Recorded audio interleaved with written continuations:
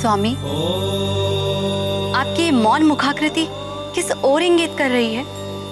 महादेवी, मारुति के इस कठिन एवं दीर्घ यात्रा का उद्देश्य मारुति के भविष्य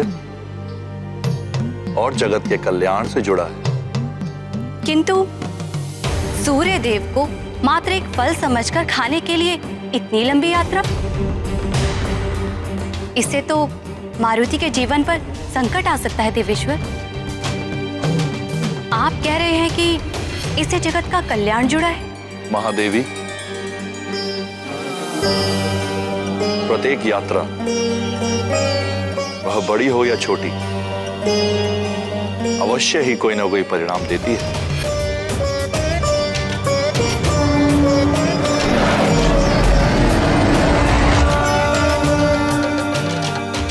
मारुति की ये यात्रा बड़े और अच्छे उद्देश्य के लिए, बड़े और लोक कल्याणकारी उद्देश्य के लिए मूल्य भी बड़ा चुकाना पड़ता है। किंतु देवेश्वर, मारुति अभी बालक है। मुझे भय है कि इसका परिणाम कहीं असहनीय ना हो जाए।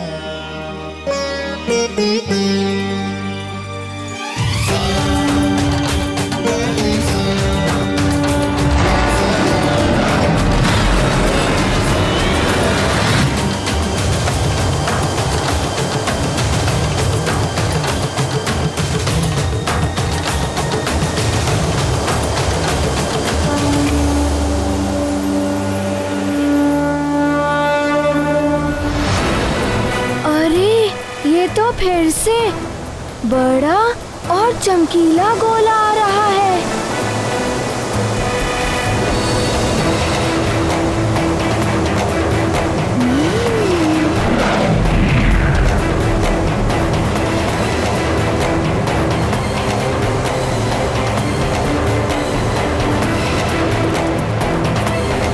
सावधान बालक,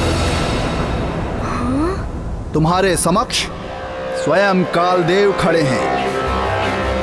काल चक्र से तो पूरी सृष्टि परिचित है, कोई भी इस चक्र में नहीं पड़ना चाहता, किंतु तुम तो स्वयं मेरे इस चक्र के समीप आ रहे हो। ये तुम्हारा बालपन है।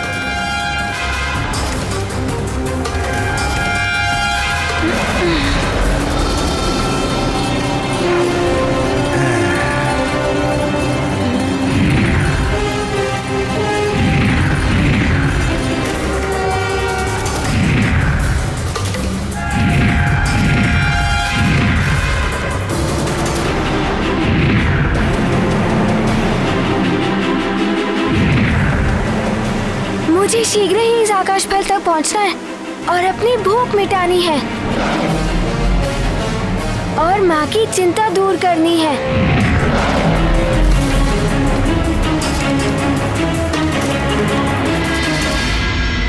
मारुति,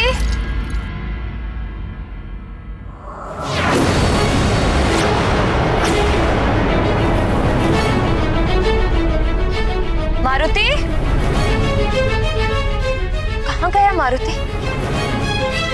हर दिन तो जागते ही मेरे पास आता है, आज पता ही नहीं चला कब जागा कहाँ गया। मारुति, मारुति,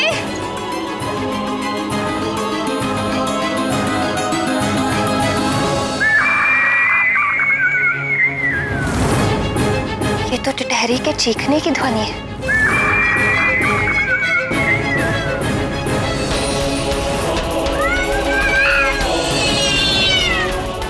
बिल्ली के रोने की आवाज। पहले टिटहरी चिल्ला रही थी, अब ये बिल्ली के रोने का स्वर। आज ये अपशकुन क्यों हो रहे हैं? हे ईश्वर, रक्षा करना।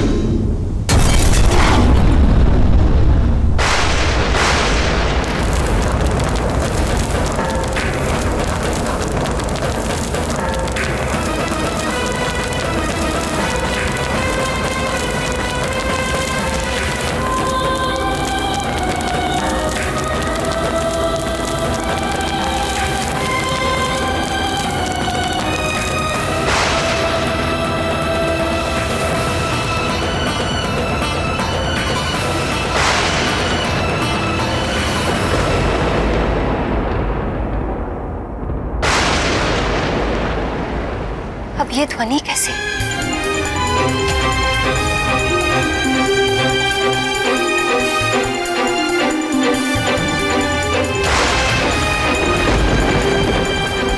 संपूर्ण आकाश में ये कैसे रखते माँ बाप? ऐसा विचित्र दृश्य तो मैं पहली बार देख रही हूँ। अवश्य अंतरिक्ष में कुछ हुआ है।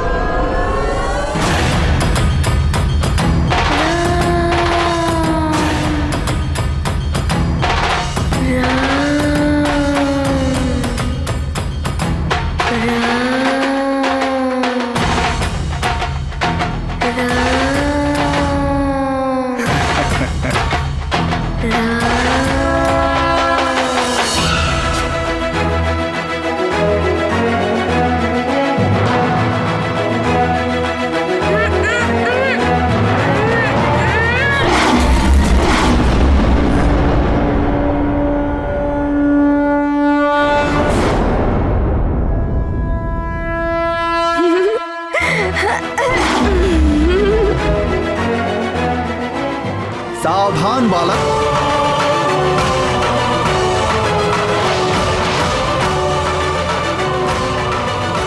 वापस लौट जाओ बालक।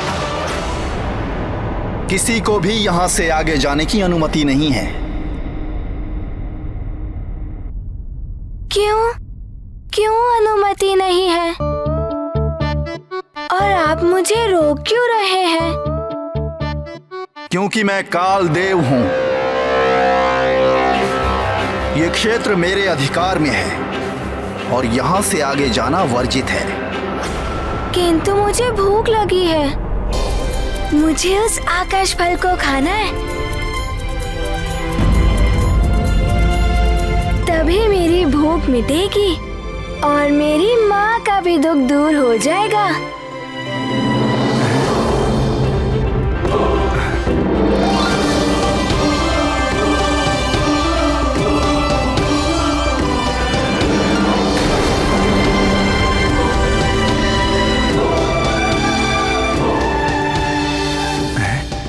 सूर्यदेव और आकाश फल। देखो, तुम्हारे भले के लिए कह रहा हूं बालक, लौट जाओ। वो आकाश फल। कालदेव, आप तो देवता है ना? देवता तो सबकी इच्छा पूर्ण करते हैं, किंतु आप देवता होकर भी एक भूखे बालक को भोजन करने से रोक रहे हैं। बालक, तुम्हें भूख लगी थी तो यहाँ क्यों चले आए? वापस घर लौट जाओ और अपनी माताजी से भोजन मांगो। माँ, मारुति को और भूख लगी है। महारानी जी, सारा भंडार रिक्त हो चुका है, अब कुछ बचा ही नहीं। कैसे बताऊं?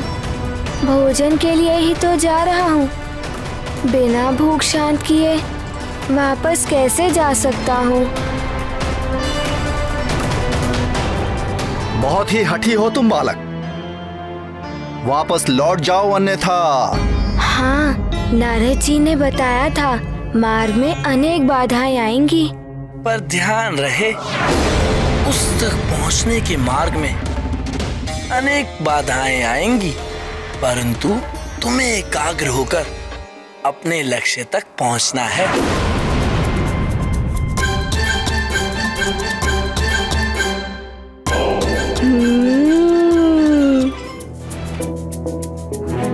मार्ग में बाधाएं आएंगी, किंतु मैं भयभीत होकर मार्ग से वापस नहीं लौटूंगा। मुझे उस आकाश फल को खाना है और अपनी भूख मिटानी है। आप मेरे मार्ग से हट जाइए ना, जाइए ना। अबोध बालक, तुम बहुत ही सौभाग्यशाली हो कि तुम यहाँ तक पहुँच पाए, मेरे दर्शन हो पाए। मैं कालदेव हूँ और कालदेव के दर्शन जीवन के अंत में ही हो पाते हैं। पर मुझे तो हठी बालक, विधाता ब्रह्मदेव और अन्य देवता ये तो मात्र भाग्य दुर्भाग्य को निर्धारित करते हैं, किंतु मेरे हाथ में सभी के भाग्य दुर्भाग्य को लागू करने का अधिकार है। मेरे काल पथ पर प्रवेश कर तुम सब कुछ भूल जाओगे, भूख, मां का दुख, सब कुछ। सोच में पड़ जाओगे, कैसे करना है, क्या करना है, कहां जाना है, कुछ भी समझ में नहीं आएगा, क्योंकि मैं अनंत हूं, जिसका ना कोई आदि है ना अंत। अनंत हूं मैं, अनंत। किंतु मेरी भूख भी तो अनंत है, मिटती ही नहीं। मुझे जाने दीजिए ना, अपनी भूख मिटानी है। जब मेरी भूख मिट जाएगी तब वापस माँ के पास लौट जाऊंगा। तुम्हारा यही बालहट तुम्हें तुम्हारी माँ के पास नहीं लौटने देगा। काल के गहन अंधकार में विलीन होकर रहोगे सदा के लिए। हे प्राणवल्लभ, कालदेव ने सोचा था मारुति एक अबोध बालक है, सहज ही बंधन में बंध जाएगा। उन्हें तो अनुमान ही नहीं था कि मारुति इतने शक्तिशाली है। प्रिय, ऊंट तब तक स्वयं को बड़ा ही समझता है जब तक वो पर्वत के नीचे नहीं आता, क्योंकि उसने तो कभी ग्रीवा उठाकर देखा ही नहीं। इसी प्रकार अभिमानी मनुष्य सबको अपने से निम्न ही समझता है। वो देख ही नहीं पाता कि उससे ऊपर भी कोई है। इसी प्रकार कालदेव भी मारुति को एक साधारण अबोध बालक ही समझ बैठे थे।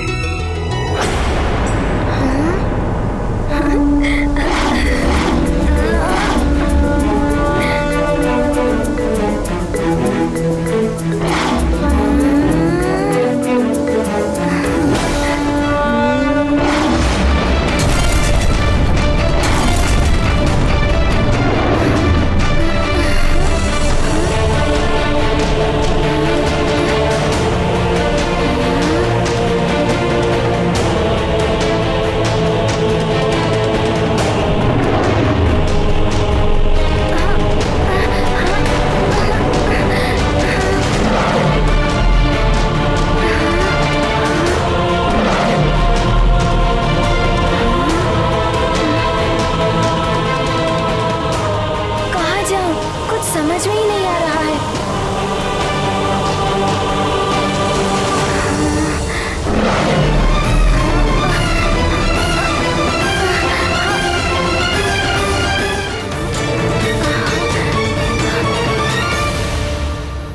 हे महादेव, मारुति तो भय को मन का भ्रम मानते हैं, इसीलिए वे भयभीत नहीं हुए, किंतु कालदेव ने उन्हें अपने काल पथ पर डाल दिया है जो अनंत है। वे इससे कैसे पार पाएंगे? जिसने एक बार दृढ़ निश्चय कर लिया, उसके लिए संसार में कुछ भी असंभव नहीं है महेश्वरी।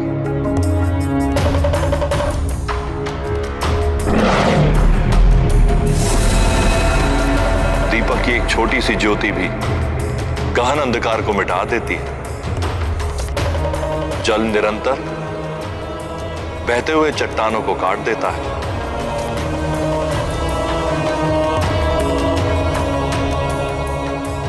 अबोध मारुति में भक्ति की असीम शक्ति भरी है। मां की वेदना मिटाने के लिए वे दृढ़ निश्चय करके चले, और ये कालदेव मुझ महाकाल के सहायक मात्र हैं।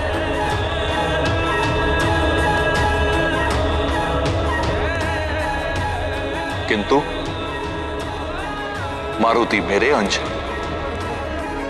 यह है कालदेव और मारुति, दोनों के लिए परीक्षा की घड़ी है देवी।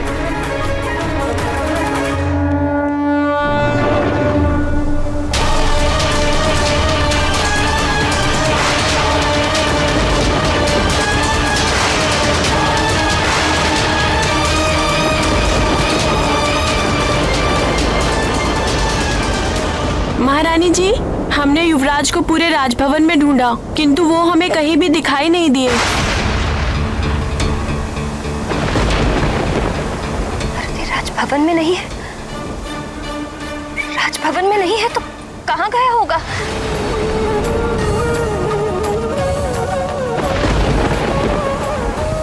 कहीं किसी संकट में पड़ गया तो? हे प्रभु, मेरे पुत्र मारुति की रक्षा करना।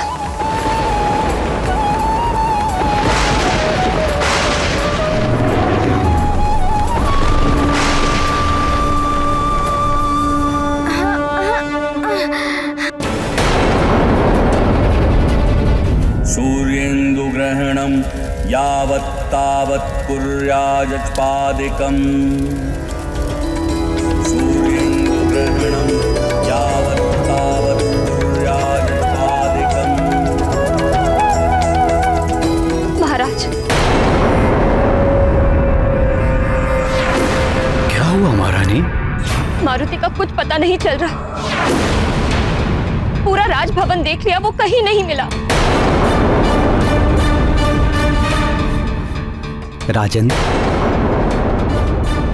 आप अपने स्थान से नहीं उठ सकते।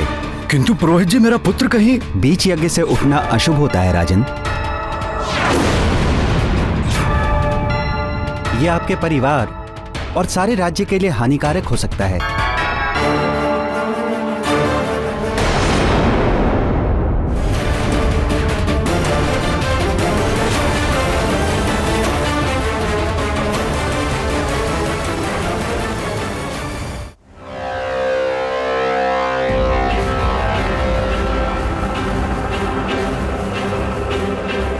आकाश फल।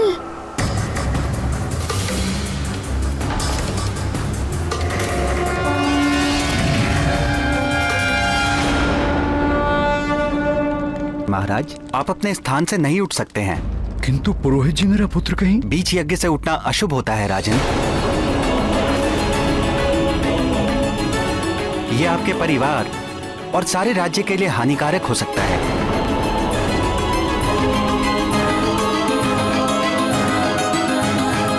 चिंता मत करो अंजना, हो सकता है वो अपने मित्रों के साथ कहीं खेलने चला गया हो। मैं अभी सैनिकों को भेजकर पता करवाता हूँ। सैनिकों, अन्य सैनिकों को लेकर जाओ और शीघ्र पता लगाओ कि युवराज कहाँ है। जी महाराज।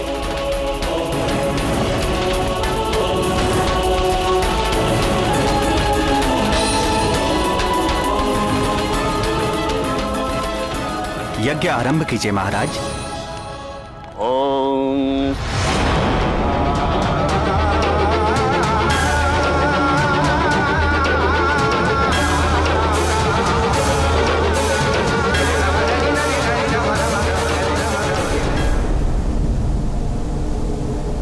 अरे, यहाँ तो चारों ओर कुछ दिखाई ही नहीं दे रहा है।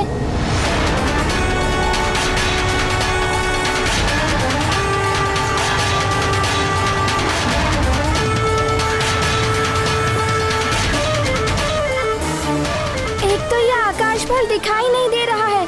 अब यहाँ से बाहर कैसे निकलूं?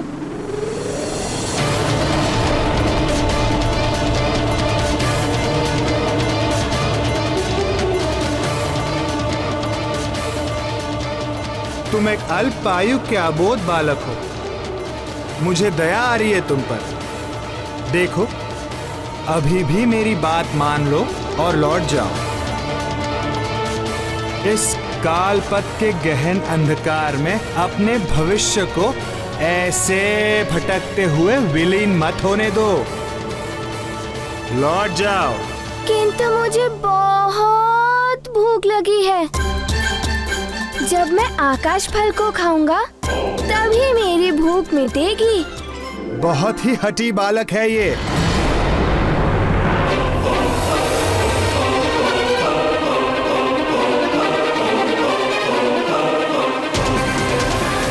मैं तो वहीं पहुंच गया जहां पहले था। कालदेव मुझे भ्रमित कर रहे हैं, किंतु मैं तो आकाश फल खाकर ही रहूंगा।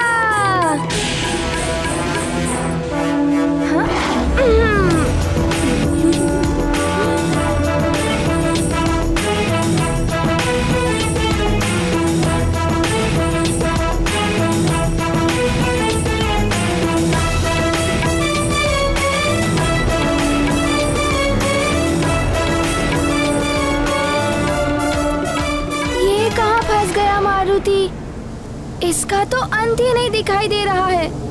अब क्या करूं?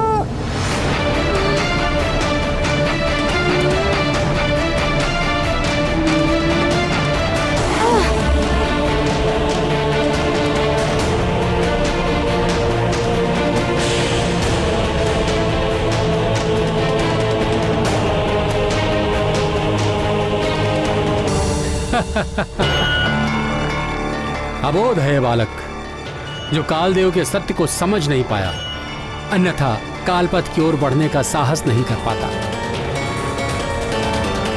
अब तो कालपथ की भूल भुलैया में खो कर रह जाएगा। अच्छा ही हुआ, अब इस ओर तो क्या किसी और भी नहीं जा पाएगा ये बालक। कालपथ की अनंतता को क्या पार कर पाएगा ये बालक।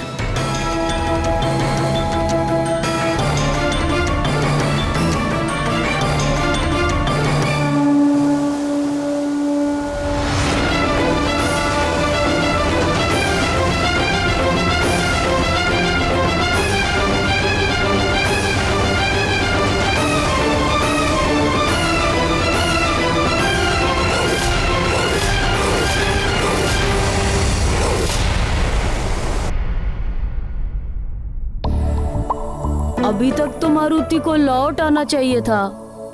प्रतीत होता है वो बहुत ऊपर चला गया है। काश हम उड़ पाते तो मारुति को ले आते। किसी संकट में तो नहीं होगा हमारा मित्र मारुति।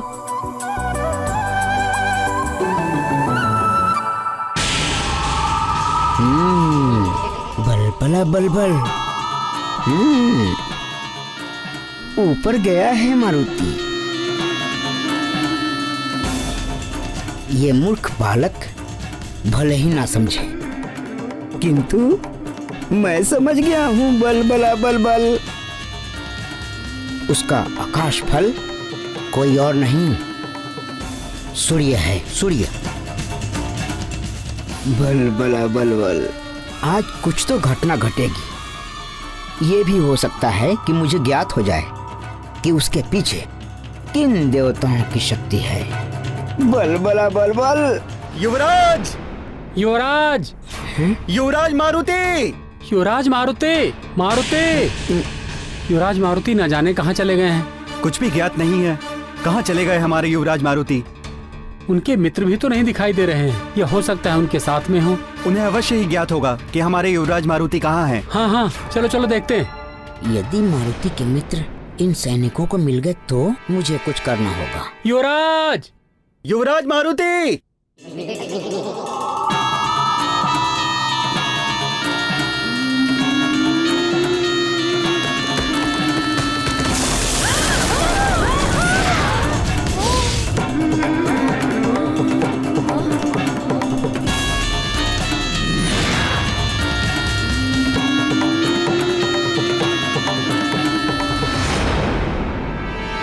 बच गए।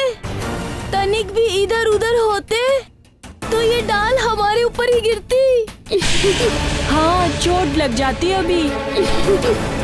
हम सब लात मार मार के इस डाल को नदी में गिरा देते हैं। हाँ हाँ, गिरा देते हैं, गिरा देते हैं। चलो चलो।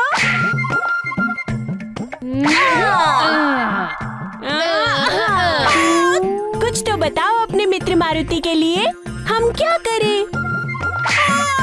तुम तो बड़े ज्ञानी हो नील, सबको कहते फिरते हो। थोड़ा ज्ञान मुझसे ले लो। अपने ज्ञान के भंडार में से कुछ सुझाव निकालो नील। यदि हम मारुति की बात राजमाता को बता दें तो? हाँ, ये उचित रहेगा। हमें महाराज और महारानी जी को बता देना चाहिए।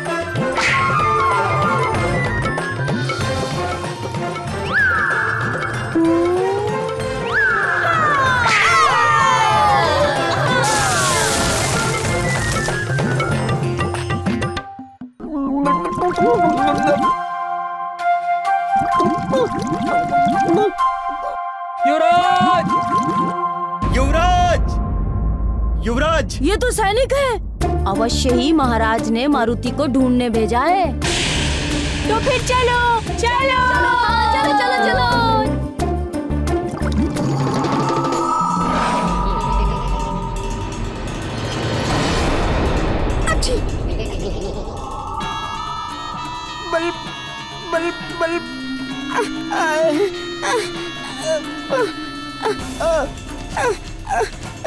बल बल बल बल बल।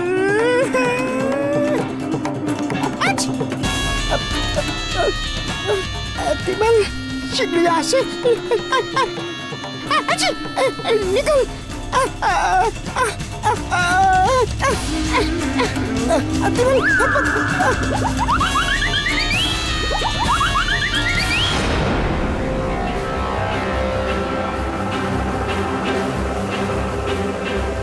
कितना भी प्रयास कर लो बालक,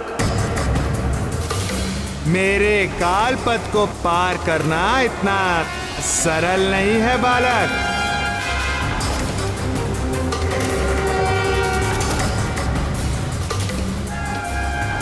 किधर गया वो आकाश फल? मारुति की भूख तो और भी बढ़ रही है।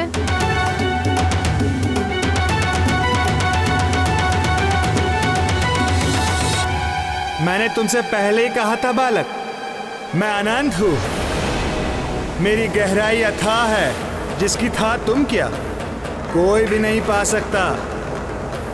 फिर भी यदि तुम चाहो तो मुझसे क्षमा मांग लो, मैं तुम्हें मुक्त कर दूंगा और फिर तुम जा सकते हो बालक।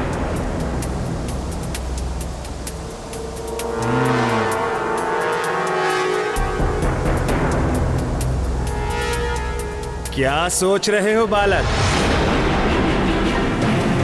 पश्चाताप हो रहा है ना अपने निर्णय पर? महाकाल का सहायक महाकाल के ही अंश को इस प्रकार बाधित करे, ये कैसे संभव हो सकता है? प्रिय,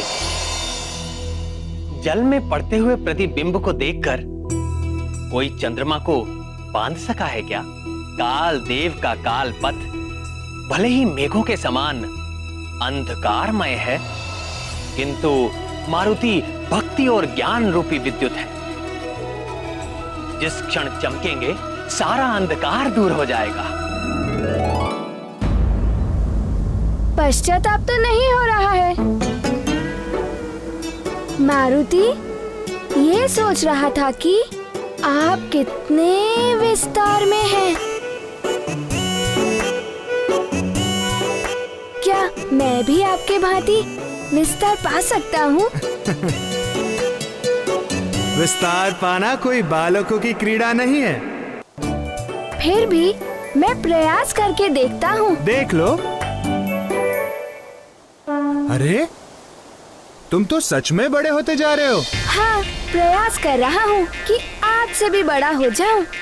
हाँ, तुम मुझसे बड़े नहीं हो सकते बालक। अच्छा।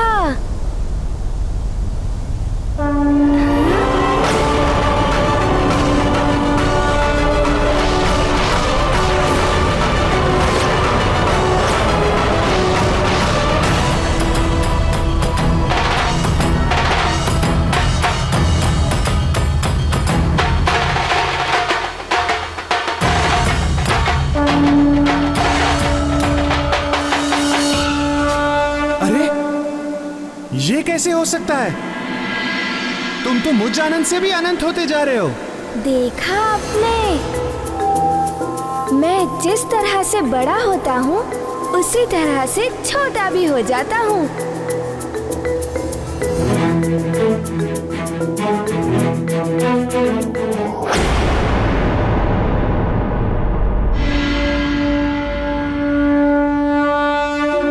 देखा आपने? मेरे वश में तो सब कुछ है।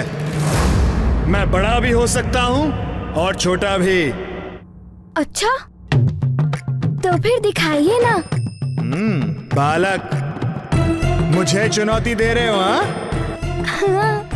ये देखो, मैं भी छोटा हो सकता हूँ।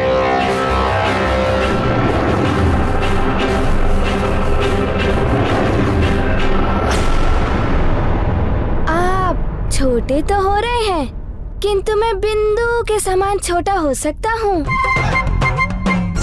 आप उतने छोटे नहीं हो सकते।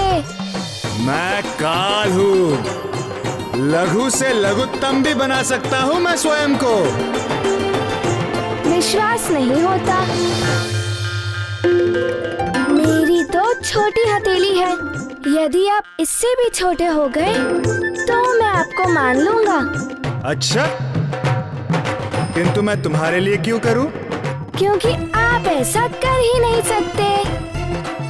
मैं तुम्हें अभी विश्वास दिलाता हूँ। अच्छा, तो मेरी हथेली पर आकर दिखाइए, अन्यथा मुझे आकाश पल तक जाने दीजिए। तो ये देखो।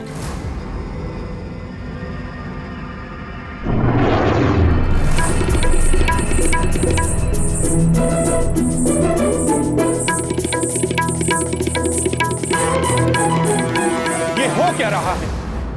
कालदेव से चतुराई करने में तुला है वो बालक। कालदेव उसकी बातों में आ क्यों रहे हैं?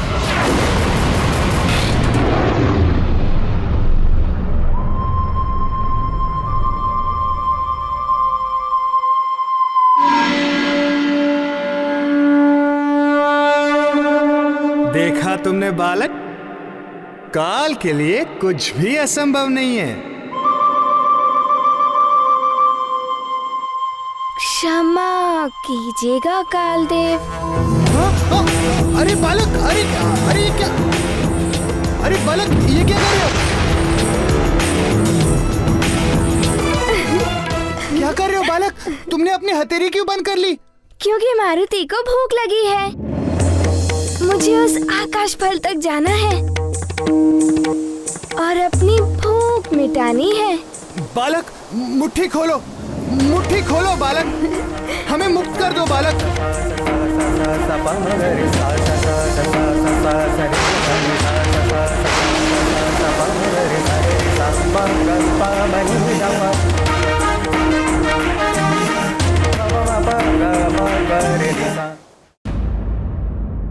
प्राण वल्लभ, जब कालदेव अपनी इच्छा अनुसार अपना आकार बढ़ा या घटा सकते हैं, तो मारुति की मुट्ठी से मुक्त होने के लिए उन्हें पुनः अपना आकार बढ़ा लेना चाहिए। किंतु वो तो इस प्रकार विवश होकर रह गए जैसे मारुति की मुट्ठी अपार बंधन बल हो। वो काल हैं तो मारुति महाकाल के अंश, रुद्र के अवतार हैं मारुति। उन रुद्रांश की बंदी मुट्ठी खोलने की शक्ति काल में भी नहीं है। नटखट मारुति जब स्वयं मुट्ठी खोलेंगे तभी काल देव मुक्त हो पाएंगे।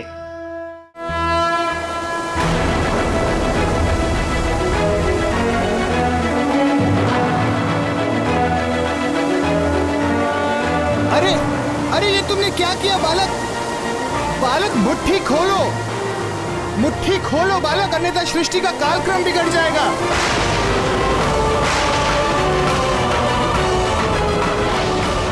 बालक, मुट्ठी खोलो, हमें मुक्त करो बालक। क्षमा करें कालदेव, मारुति को बहुत भूख लगी है और उसी कारण माँ बहुत दुखी है। उनका दुख दूर करने के लिए मारुति को जो करना पड़े वो मारुति करेगा। इसीलिए आप मारुति को वचन देते हैं तो मारुति आपको मुक्त कर सकता है। मुझे मेरी शक्ति पर बड़ा अभिमान था, किंतु तुमने मेरा अभिमान तोड़कर अच्छा ही किया। तुमने ये सिद्ध किया कि अभिमान पतन का कारण बनता है, अभिमान दुर्बल बनाता है, किंतु तुम कोई साधारण बालक नहीं हो। मैं तुम्हें नमन करता हूँ। प्रिय मारुति अतुलित बल के धाम है, तो बुद्धि चातुर्य भी अनुपम है उनका। उन्होंने सिद्ध कर दिया कि विकट परिस्थितियों में भी यदि मनुष्य धैर्य एवं बुद्धिमानी से कार्य करे तो वो अनंत कठिनाइयों एवं बाधाओं पर भी विजय प्राप्त कर लेता है। जिस प्रकार वायु रहित स्थान पर वृक्ष के पत्ते स्थिर रहते हैं, उसी प्रकार चित्त को स्थिर करके जो कार्य धैर्य से किया जाता है वो सफल होता है। जिसने धैर्य से मित्रता कर ली उसके लिए समस्त कठिनाइयां मात्र एक कीड़ा समान सहज हो जाती हैं।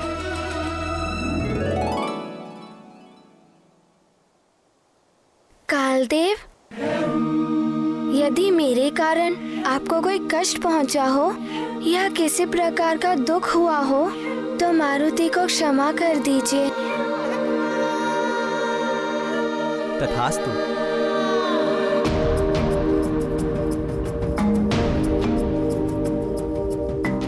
मेरा आकाश फल।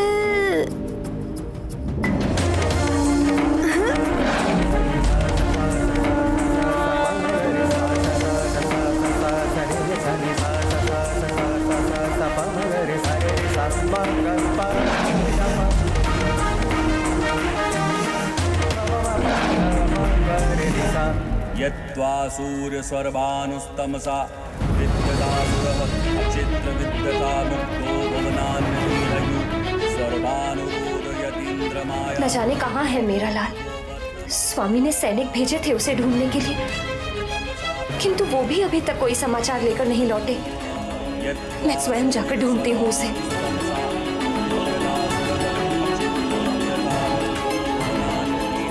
किंतु महाराज को कैसे बताऊं?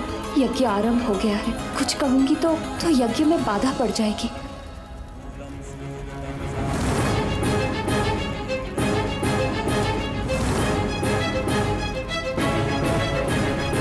महाराज, अब आपके साथ महारानी जी भी यज्ञ स्थान में बैठेंगी, तभी यज्ञ की आगे की विधियां संपन्न होंगी।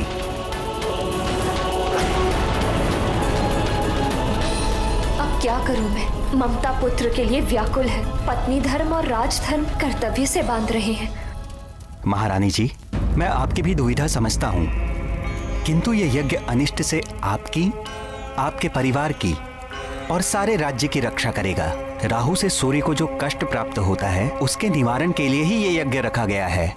आप निश्चिंत होकर यज्ञ में भाग लीजिए महारानी जी। युवराज मारुति जहाँ भी होंगे, ईश्वर उनकी रक्षा करेंगे।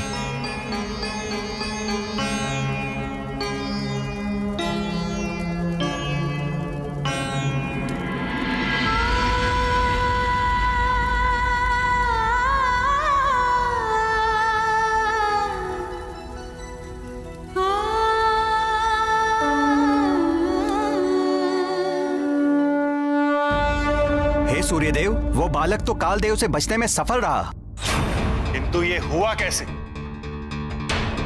कालदेव ने उस वानर बालक को प्रणाम किया और मार्ग से हट गए। सूर्यदेव, कालदेव जिस कार्य को करने में असमर्थ रहे उसे मैं पूर्ण करूंगा। अनुमति दीजिए। जाइए अग्निदेव, शीघ्र जाइए और इस बालक को रोकिए। अवश्य सूर्यदेव, आप निश्चिंत रहें। दहन, किशांडु, हुताशन, वाहनी, मेरे ये तत्व मेरी सेना है सूर्यदेव। क्षण भर में सब कुछ भस्म कर देते हैं। यदि वो बालक नहीं रुका तो मेरे ये तत्व रोक ही लेंगे उसे। चलो सब मेरे साथ।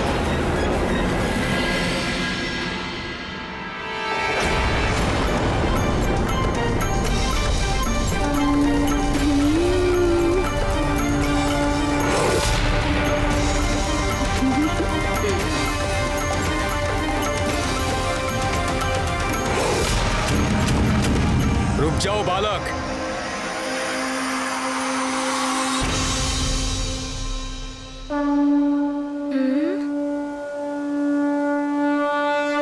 प्रणाम अग्निदेव। ये गाथा महाबली हनुमत की, रुचिकर लीला राम भगत की। जय जय जय रघुनंदन राम, जय जय जय महाबली हनुमान। केसरी नंदन मारुति, मैं तुम्हारे षष्ठी संस्कार में तुम्हें आशीर्वाद देने आया था। हे महातेजस, आपका तेज, औज और बल सदैव वृद्धिमान रहे।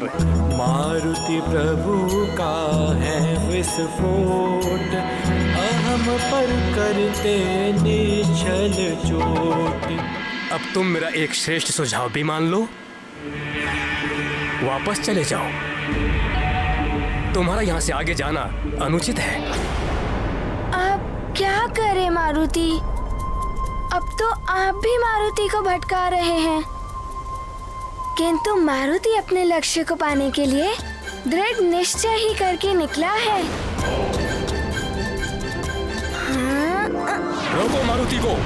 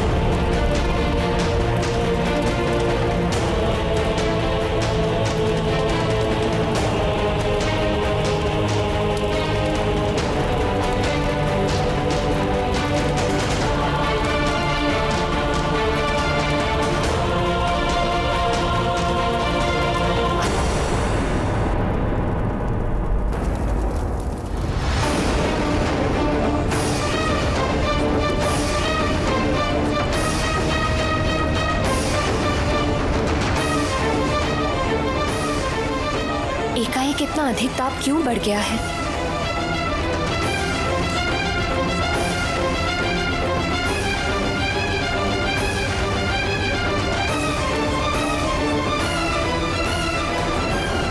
मेरे लाल पर कोई संकट है क्या?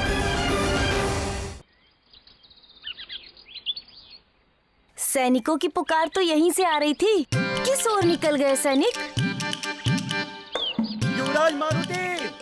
उस ओर से ध्वनि आ रही है। चलो चलो चलो चलो जल्दी। हाँ।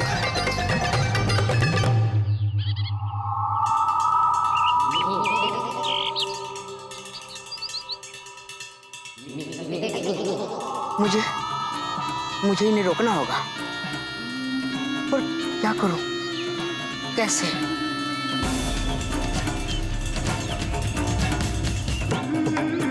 बल बला बल बल।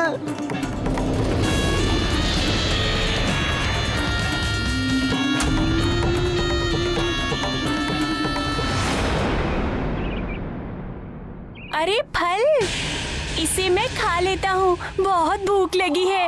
आजा आजा।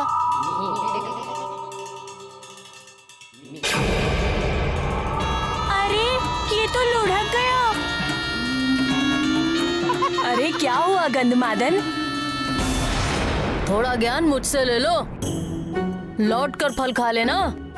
फल कहीं भागा नहीं जा रहा। किंतु ये फल तो भाग रहा है। फल भाग रहा है? हाँ, बस आगे लुढ़क गया है, लेके चलता हूँ। वहाँ मारुति आकाश फल खा रहा होगा और हम यहाँ खाली पेट भटक रहे हैं। मैं इसे खा लेता हूँ।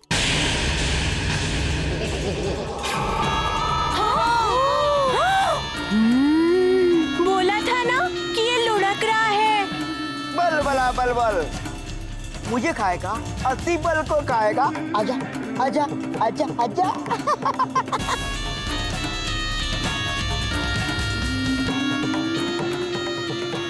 रुको भैया, मैं पकड़ता हूँ इसे। पकड़ो। अरे अरे, ये तो फिर से लुढ़क गया। अरे रुक, कहाँ लुढ़का जा रहा है? छोड़ूंगा नहीं तुझे। अब कहाँ जाएगा?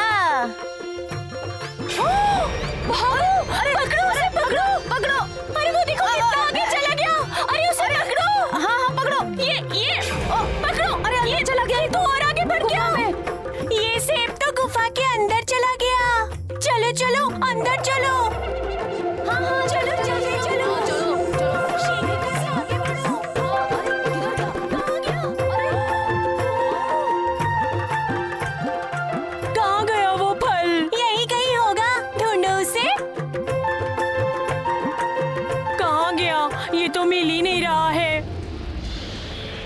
इधर ही तो था अभी। बलबल बलबल, मैं अति बल, मुझ में है बलबल। बच्चा। अरे किधर गया? अभी तो यही था। वो मिल क्यों नहीं रहा है सेब? ढूंढो ढूंढो, मिल जाएगा।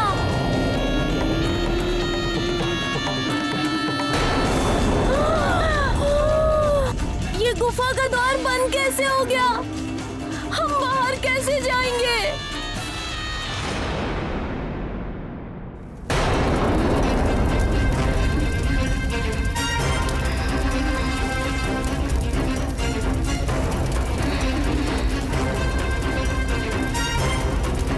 यद्वा सूर्य सर्वान् स्तंसा विद्यतासुरः अक्षित्र विद्यता मुक्तो। बस मेरा अग्नि तत्व है, रुक जाओ।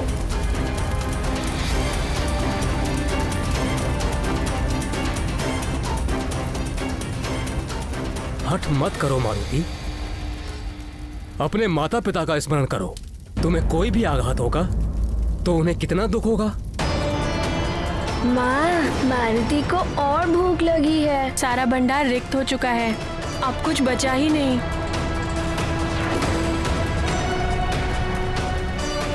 मारुति तो अपनी माँ का दुख दूर करने के लिए ही आया है अग्निदेव। बस रुक जाओ। यदि अब भी तुमने अपना हठ नहीं छोड़ा तो मेरे ये तत्व तुम्हारे विरुद्ध युद्ध छेड़ देंगे और इनके ताप से तुम्हारी कोई भी युक्ति तुम्हें बचा नहीं पाएगी।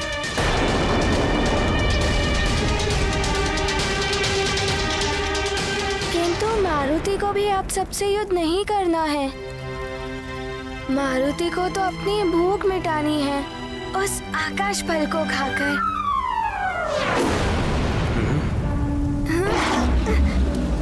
ये ऐसे नहीं रुकेगा। आक्रमण करो इस पे।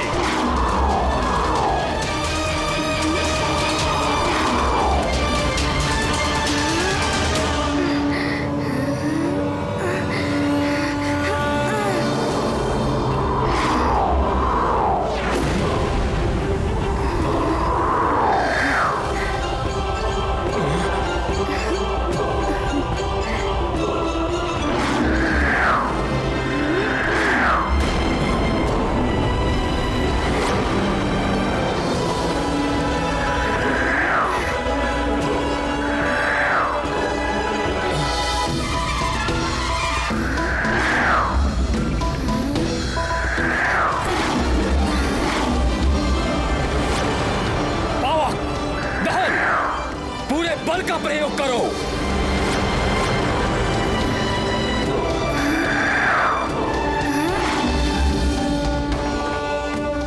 हुताशन, किशांडू और तीव्रता से आक्रमण करो।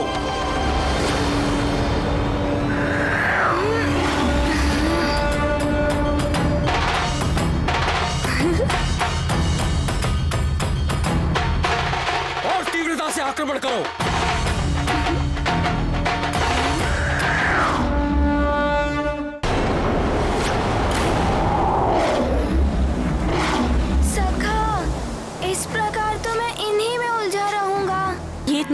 दुर्बलता का परिचायक है। प्रिय, अनावश्यक युद्ध को टालना दुर्बलता का परिचायक नहीं है। यदि युद्ध आवश्यक हो तभी युद्ध करना चाहिए। विवेकहीन मनुष्य अनावश्यक युद्ध में अपनी ऊर्जा को नष्ट कर देता है, किंतु विवेकशील मनुष्य अपनी ऊर्जा को अपने लक्ष्य प्राप्ति के लिए बचा कर रखता है। मारुति ने भी ऐसा ही किया। आवश्यक एवं अनावश्यक युद्ध का अंतर जानने वाला ही एक कुशल नीतिज्ञ हो सकता है।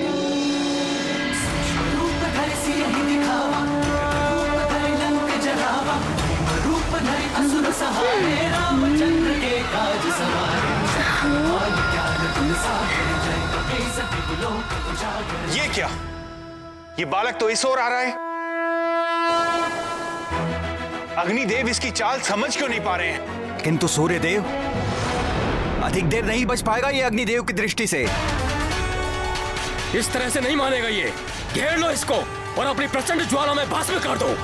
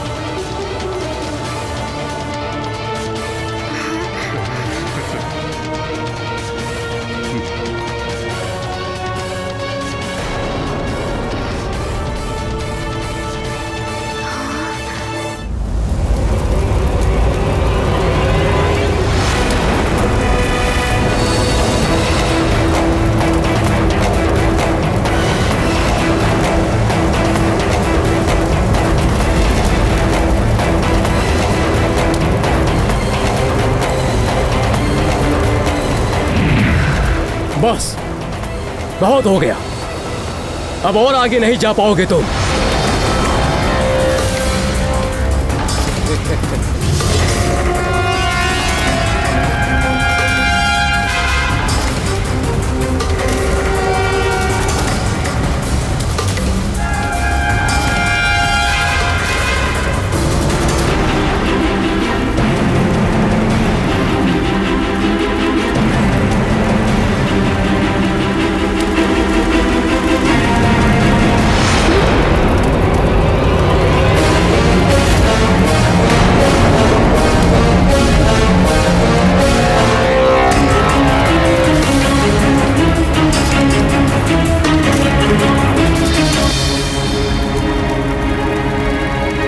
अब इसे मेरी शक्ति का आभास होगा।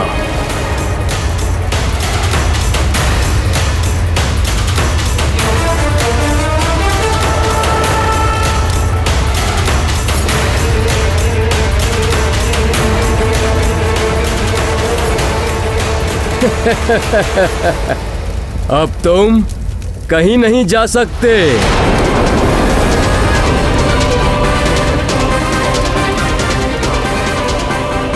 इतनी प्रचंड अग्नि। अवश्य यह आकाश फल बहुत विशेष होगा, इसीलिए अनेक बाधाएं आ रही हैं। किंतु मारुति इन बाधाओं से भयभीत होकर लौटेगा नहीं। मारुति तो उस आकाश फल को खाकर ही रहेगा।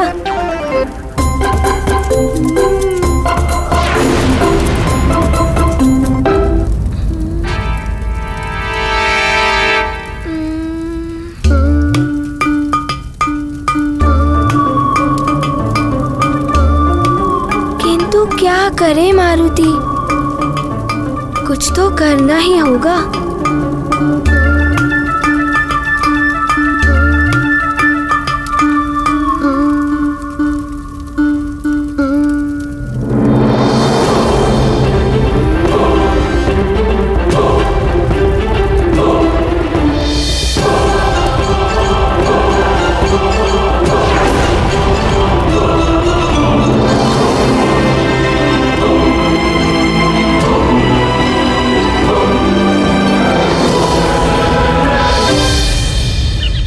इस फल का निरंतर लुढ़कते रहना, फिर गुफा का द्वार अपने आप से बंद हो जाना।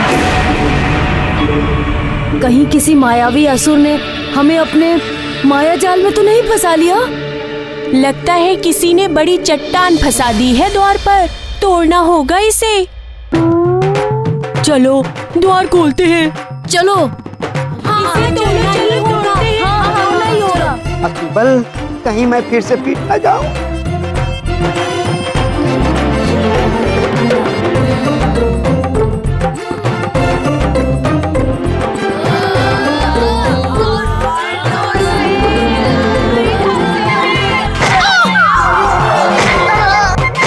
बल तू पीट रहा है, कुछ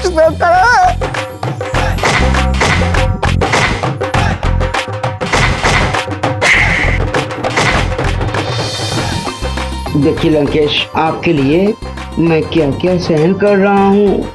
बल बड़ा बल बल। लंकेश,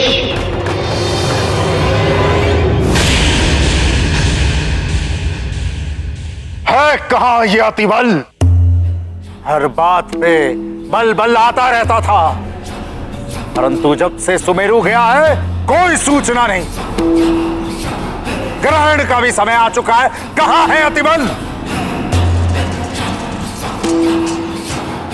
प्रणाम लंकेश। निकुंभला देवी के दरबार में सूर्य ग्रहण के मायावी यज्ञ की पूर्ण व्यवस्था कर दी गई है। प्रणाम। मायावी यज्ञ?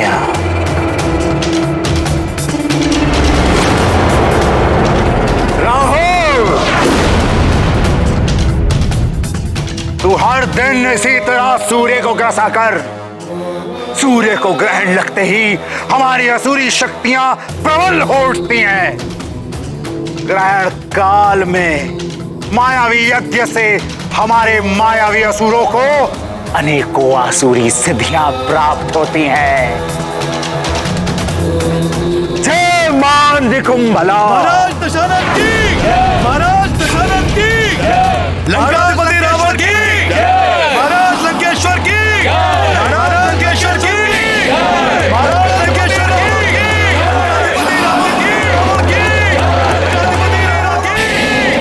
लंकाधिपति रावण की, महाराज लंकेश्वर की, महाराज लंकेश्वर की, लंकाधिपति रावण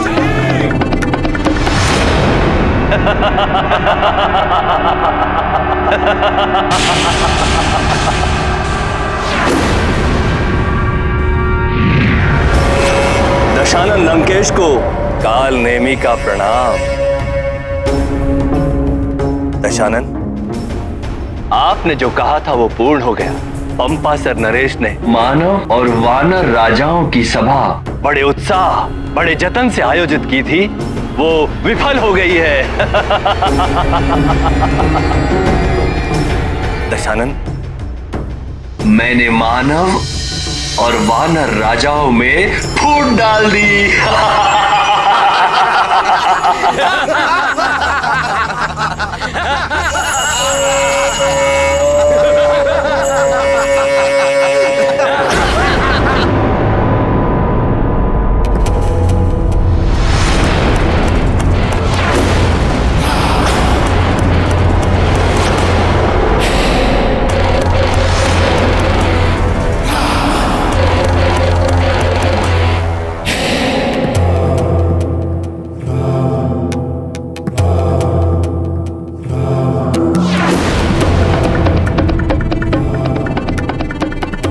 नेमी, इतना प्रसन्न होने की आवश्यकता नहीं है। ये नर और वानर तो हमारे सामने तिनके के समान है। फूट डाल दी। प्रसन्न तब हो जब तीनों लोकों पर असुरों का एक छत्र राज स्थापित हो जाए। पाताल, पृथ्वी और स्वर्ग पर हर स्थान पर हमारा रक्त ध्वज फहराता हुआ दिखाई दे, तब प्रसन्न होंगे हम। दशानन, वो दिन भी शीघ्र अतिशीघ्र आएगा जब तीनों लोकों पर असुरों का राज होगा। असुरों का। सुमेरु में भी एक वानर बालक अपना सर उठा रहा था। अतिबल को भेजा है वहां, पर न जाने वो कहां फंसा हुआ है।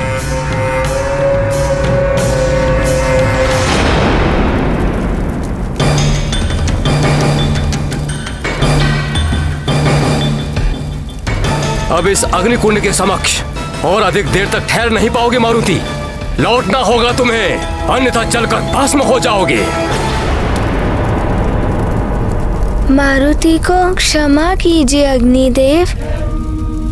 मारुति ऐसा नहीं करना चाहता था, किंतु मारुति बहुत भूखा है। मारुति को उस आकाश फल को खाना है। सूर्यदेव और आकाश फल? माँ होती तो आपको समझा सकती थी। मुझे क्षमा कीजिए मारुति के इस कार्य के लिए।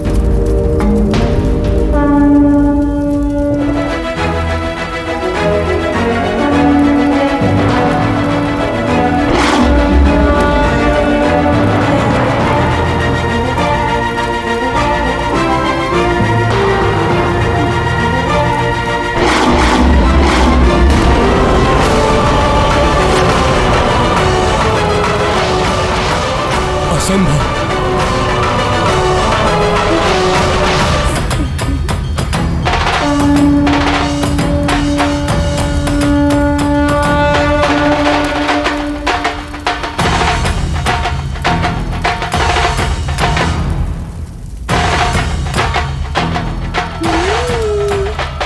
आश्चर्य है, एक वानर बालक ऐसे कैसे कर सकता है? सूर्यदेव, प्रतीत होता है अद्भुत शक्तियों का स्वामी है ये बालक।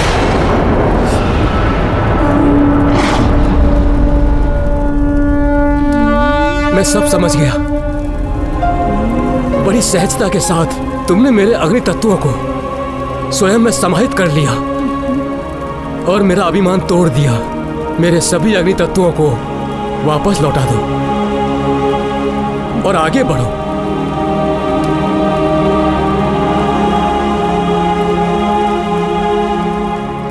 मैं तुम्हें आशीर्वाद देता हूँ। तो बालक समझकर क्षमा कर दीजिए।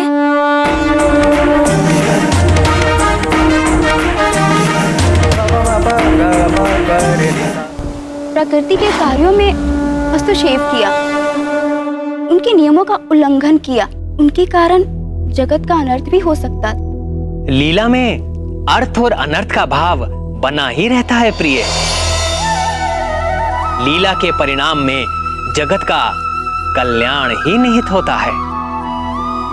किंतु सूर्य को खा लेने में जगत का कैसा कल्याण स्वामी? ये जगत के लिए सीख है प्रिय।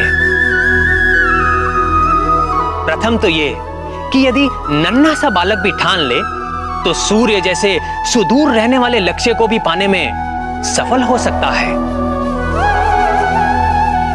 अतः अपने लक्ष्य को पाने के लिए पूर्ण निष्ठा के साथ निरंतर प्रयास करना चाहिए। दूसरा ये कि अभिमान और अहंकार मनुष्य को पतन और अंधकार की ओर ले जाता है। सूर्य अभिमान और अहंकार का प्रतीक है। अभिमानी को एक नन्हा सा बालक भी पतन की ओर ले जा सकता है। इसीलिए कभी अभिमान नहीं करना चाहिए।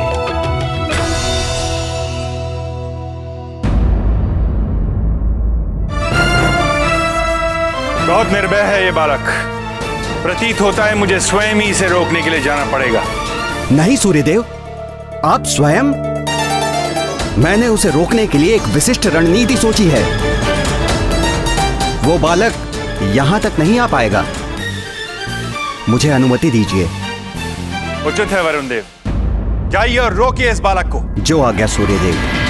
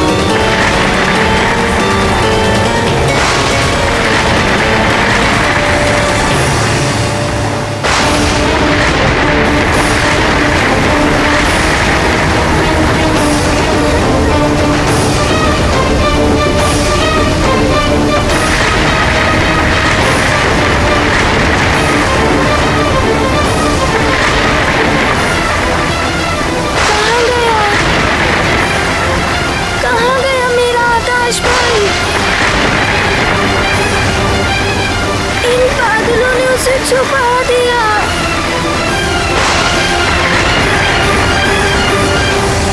मेरा आकाश पल कहाँ गया?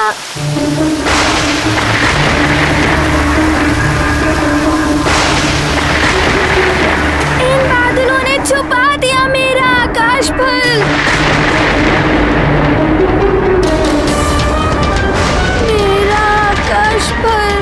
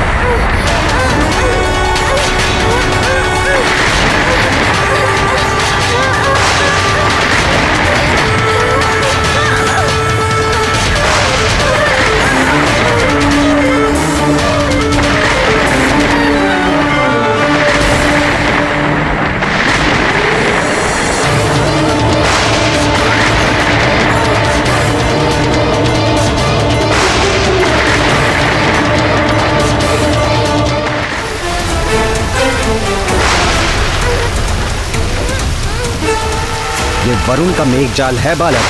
यहाँ तक तो तुम आ गए, किंतु अब यहाँ से आगे नहीं जा पाओगे।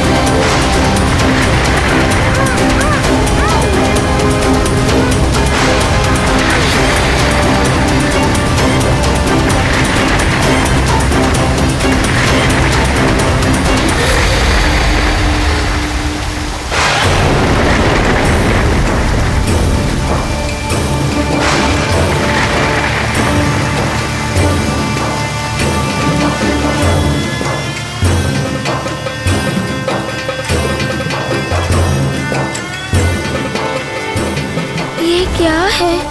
ये तो कोई हिमलोक की भांति दिखाई दे रहा है।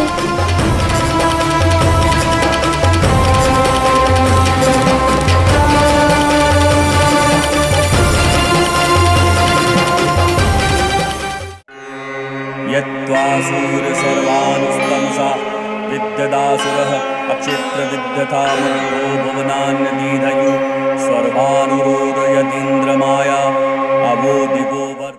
ये मेरा हिमग्रह है।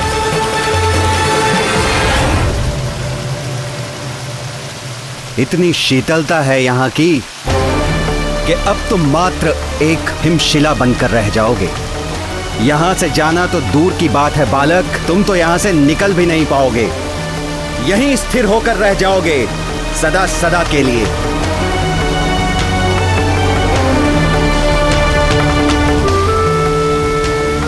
प्रयास करना व्यर्थ है बालक, ये मुझ वरुण का हिमलोक है। तुम वरुण द्वारा बनाए गए सुदृढ़ शिला में बंदी हो, जिसे तोड़ना असंभव है। तुम्हें कालदेव ने समझाया, तुम्हें अग्निदेव ने चेतावनी दी, किंतु तुमने किसी की नहीं सुनी। अब यही तुम्हारा दंड है कि तुम सदैव के लिए इसी हिमशिला में बंदी रहोगे।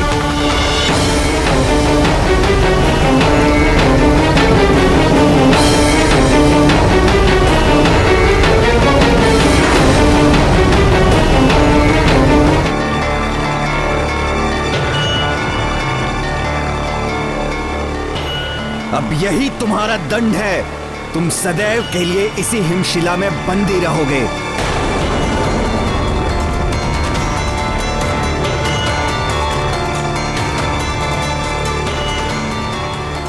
अद्भुत वरुण देव, सर्वश्रेष्ठ हैं आप। काल देव और अग्निदेव जो ना कर पाए, वो आपने कर दिखाया। सखा, अब तुम ही मुझे शक्ति प्रदान करो।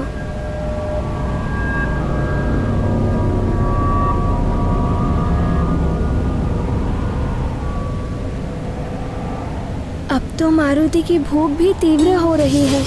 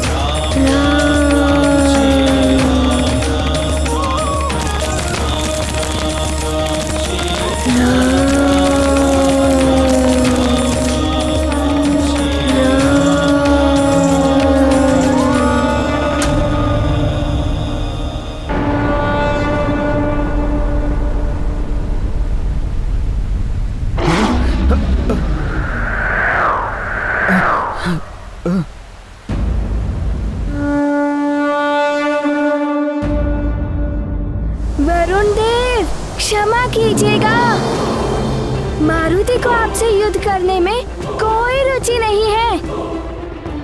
मारुति को तो भूख लगी है और आकाश फल मेरे समीप है। सूर्यदेव आकाश फल? मारुति तो आकाश फल खाने चला। वानर बालक, मेरी अनुमति के बिना तुम यहाँ से आगे जा भी नहीं पाओगे। जलपाश प्रकट हो।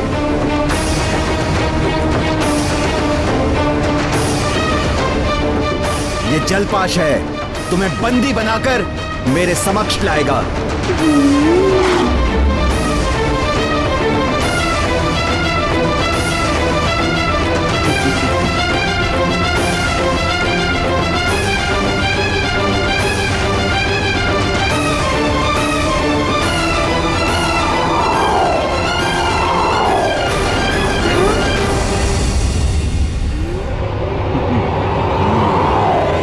ये क्या? सूर्यदेव की किरणें वरुण पाश को भी वाष्प में परिवर्तित कर रहा है। वरुण देव जल तत्व के अधिष्ठाता हैं। वो देवता रूप में तो सूर्य के निकट रह सकते हैं, किंतु जल तत्व किसी भी रूप में सूर्य के समीप नहीं जा सकता, क्योंकि जल की प्रवृत्ति है ताप के प्रभाव से वाष्प में परिवर्तित होना। यही कारण है कि वरुण देव का छोड़ा हुआ जलपाश भी वाष्प बन उड़ गया और वरुण देव ने जिस हिमग्रह रूपी माया जाल में मारुति को बंदी बनाया था, वो भी संसार रूपी माया जाल का ही प्रतीक है।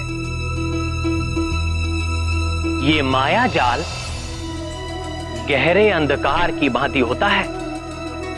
यदि ये समीप है तो क्या मनुष्य क्या देवता, सबको अपने प्रभाव में ग्रस लेता है, बांध लेता है। माया से बंधा मन अपने मूल लक्ष्य से भटक जाता है और दुख का भागी बनता है। इस वानर बालक के समक्ष तो मेरा वरुण पास भी असफल हो गया। अवश्य ही तुम कोई दिव्य शक्ति हो। मैं प्रणाम करता हूं तुम्हें।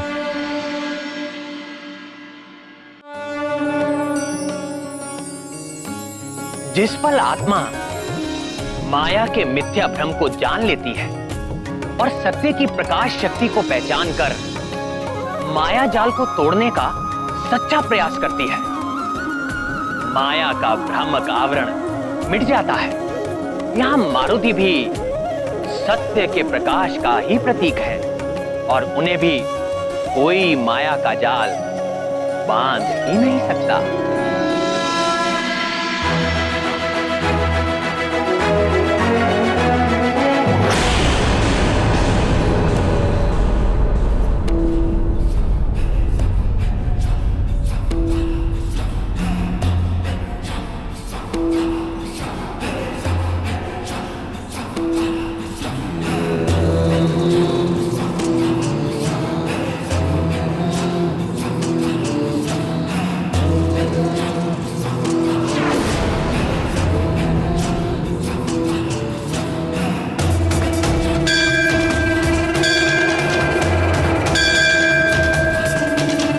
जय मां निकुंभला।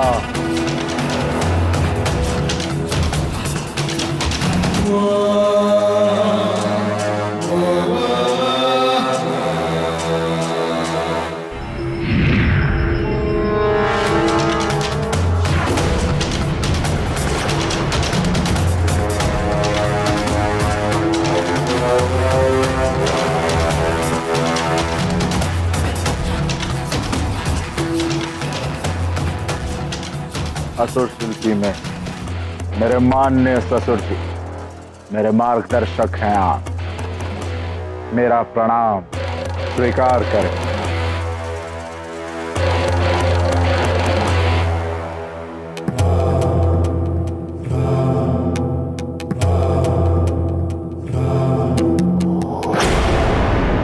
सूर्य ग्रहण पर यह माया यज्ञ इसी प्रयोजन से आप कर रहे हैं लंकेश।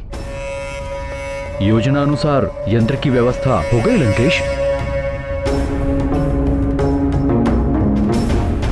पुरोहित जी। लंकापति और मायासुर जी, जैसे ही राहु सूर्य को ग्रसेगा इसकी परछाई सूर्यमुखी चिन्ह पर पड़ेगी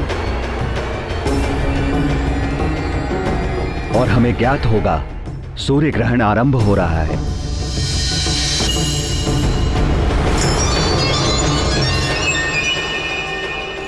आज राहु की विशेष कृपा होने वाली है हम पर, सूर्य को ग्रस्त करके। सूर्य को ग्रसने से अंधकार छा उठेगा और हमारी असुरी शक्तियां बलवती हो जाएंगी और उसी के साथ मेरा मायावी आकर्षण कवच जागृत हो उठेगा और अपना कार्य करने लगेगा। सूर्य ग्रहण की प्रक्रिया इस जल में प्रतिबिंबित होकर इस कवच पर प्रभाव डालेंगी। सदैव की भांति इस बार भी सूर्य ग्रहण पर होने वाले मायावी यज्ञ और साधना से हम असुरों को अनेकों मायावी शक्तियां प्राप्त होने वाली हैं।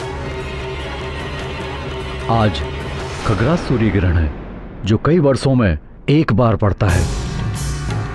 आकर्षण कवच को जागृत करने के लिए मैं कई वर्षों से इस सूर्य ग्रहण की प्रतीक्षा कर रहा था। इस आकर्षण कवच की शक्ति के द्वारा आप किसी भी लोक पे असुर को अपने वश में कर सकते हैं दशानन। ऐसा ही होगा ससुर जी। इस कवच को धारण करते ही तीनों लोगों की आसुरी शक्तियां मेरे अधीन होंगी। मां निकुंभला की कृपा आज अवश्य हम पर होगी। बस ग्रहण की मुहूर्त की प्रतीक्षा है हमें। तब तक यज्ञ आरंभ करो। राहु भी सूर्य के निकट पहुंच रहा होगा। ग्रहण का अंधकार छाते ही मैं स्वयं यज्ञ में आहुति डालूंगा और मायावी कवच को सिद्ध कर दूंगा।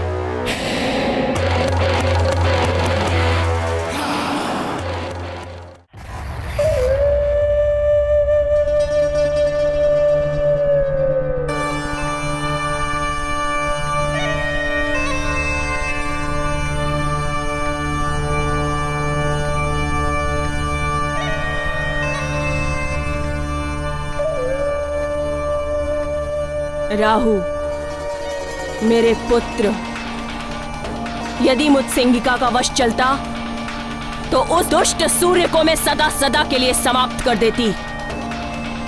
कपटी देवताओं के कारण तुम्हारी ये दशा हुई है मेरे लाल। दुष्ट सूर्य, चंद्र और छलिया विष्णु, इन सब देवों ने मिलकर तुम्हें छला है पुत्र। आज सूर्य को पूरी तरह से ग्रसना।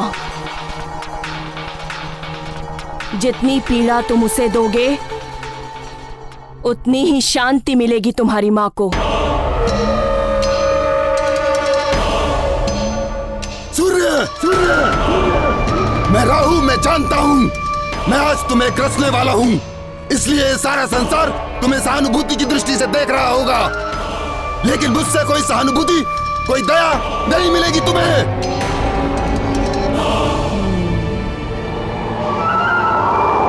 प्रणाम माता।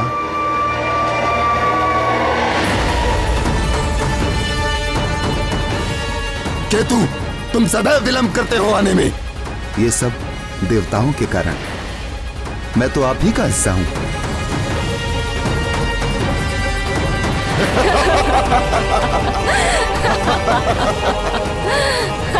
सत्य कह रहे हो केतु, आखिर मैं तुम पर ही तो सवार होके जाता था।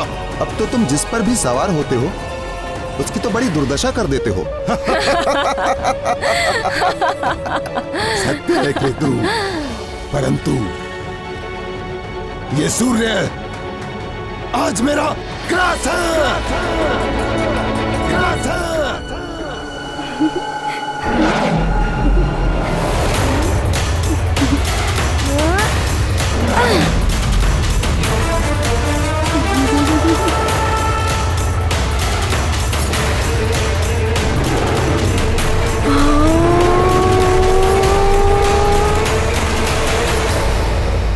मारुति, युवराज मारुति, युवराज मारुति।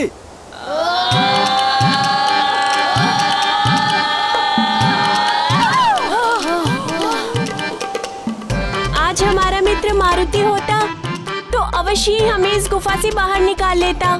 थोड़ा ज्ञान मुझसे ले लो। मारुति नहीं है तो क्या हुआ, स्मरण करो उसकी शक्ति का और उसके नाम का और टूट पड़ो इस चट्टान पर। इस बार तो इस चट्टान को तोड़ फोड़ देंगे। हाँ, तोड़ देंगे। मारुति, मारुति, मारुति, मारुति, मारुति, मारुति, मारुति, मारुति, मारुति। यहाँ मारुति मारुति कौन पुकार रहा है? हाँ, लगता है कोई संकट में है। हाँ, प्रतीत तो ऐसा ही हो रहा है। ये भाले और गधे अभी तक तो लकड़ियों और हाथ पैरों से मेरी पिटाई हो रही थी, अब ना जाने क्या क्या होगा तेरे साथ अतिबल। तू तो फंस गया।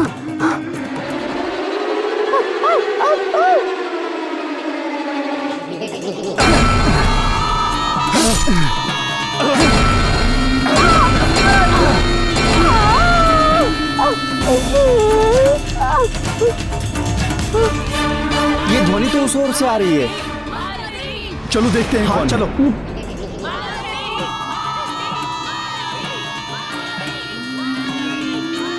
सेनापति जी, ये ध्वनि इस गुफा से आ रही है।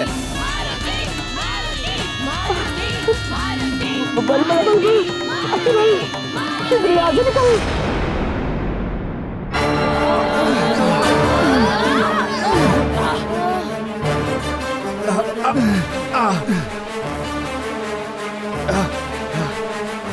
हाँ, ये सभी तो मारुति के मित्र हैं।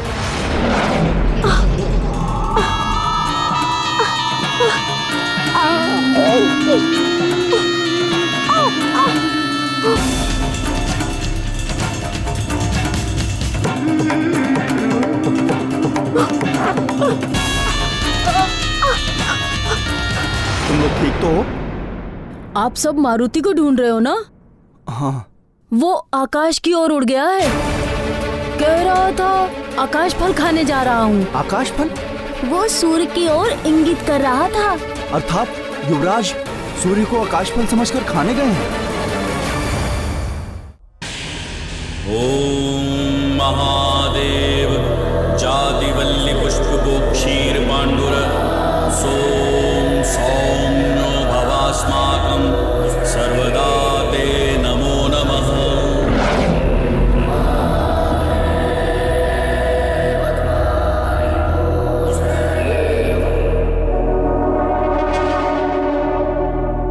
चरण आरंभ हो चुका है। राहु सूर्य को ग्रसने के निकट पहुंच चुका है।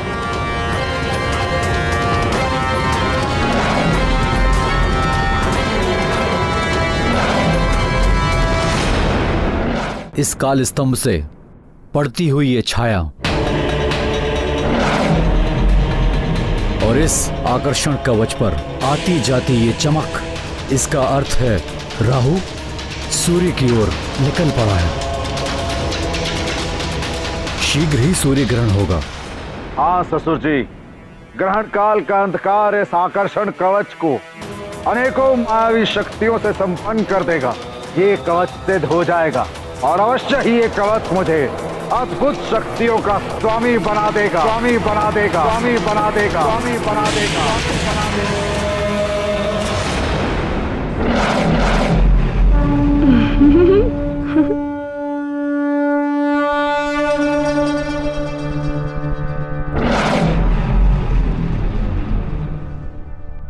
कौन है?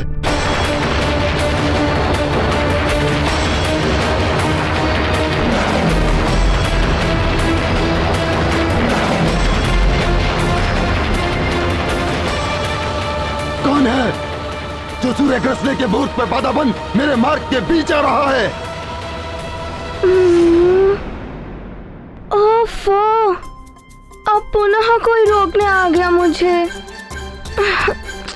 कौन हो तुम? मैं मारुति हूँ। इतना विचित्र रूप। आप कौन हैं? मैं राहु हूँ, राहु। हाँ? ये सूर्य मेरा ग्रास है। मैं खाने जा रहा हूँ इसको। हाँ? मारुति को सब तो रोकने आ रहे थे और ये तो खाने के लिए आ गए।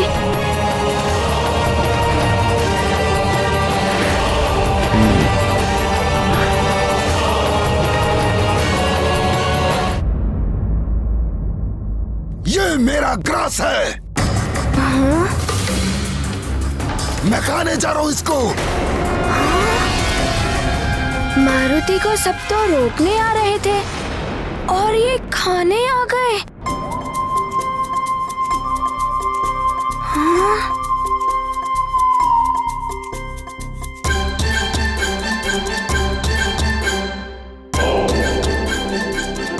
अरे, आपकी तो देह ही नहीं है और पेट भी नहीं है।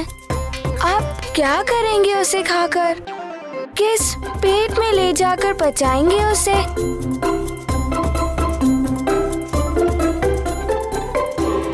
मारुति उस आकाश फल को खाने वाला है।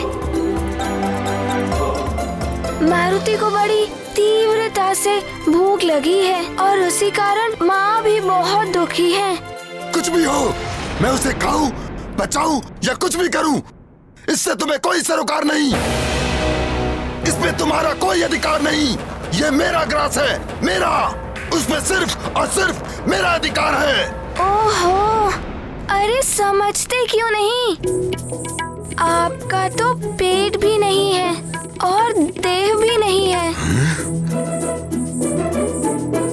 किंतु मेरा पेट तो भूख से कुलबुला रहा है।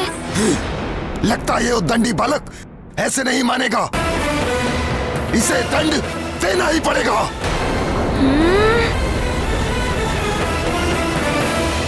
यत्वा सूर्य सर्वानुस्तमसा विद्यदासुरः अक्षेत्र विद्यथा मुग्धो भुवनान्यदीधयु सर्वानुरोध यदीन्द्रमाया अवो दिवो वर्तमाना अवाहन गूलं सूर्यतमसापव्रतेन तुरीयेण ब्रह्माणा विन्ददत्रिः।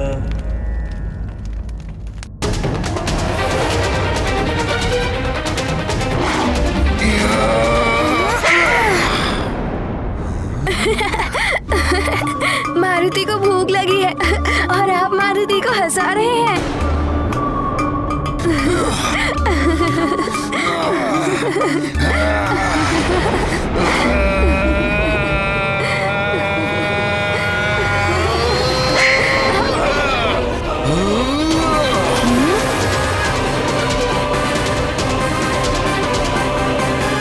सूर्येन्दुग्रहणं यावत् कुर्याजपादिकम्।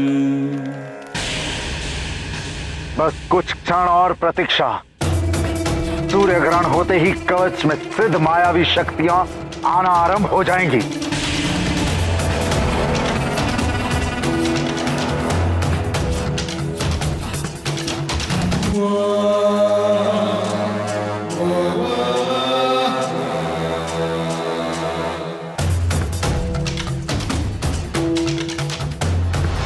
अच्छा, अब समझा। तो आप मारुति पर प्रहार कर रहे हैं, किंतु क्यों कर रहे हैं? ये क्या? इसने तो राहु जैसे वरदानी असुर को भी परास्त कर दिया।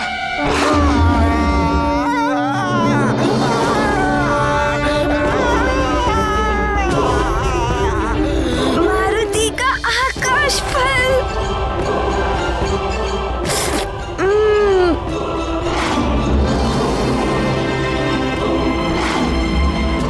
कितनी बाधाएं आ रही हैं इस आकाश फल को प्राप्त करने में। देवर्षि नारद जी ने सत्य कहा था कि बहुत बाधाएं आएंगी, किंतु मारुति ने भी उनसे एक सत्य कहा था कि मारुति उस आकाश फल को खाकर ही रहेगा। यत्वा सूर्य सर्वानुस्तमसा विद्यदासुरः अक्षेत्र विद्यथा मुग्धो भुवनान्यदीधयु। यज्ञ संपन्न हो गया है महाराज। अब सूर्य ग्रहण प्रारंभ होने वाला है।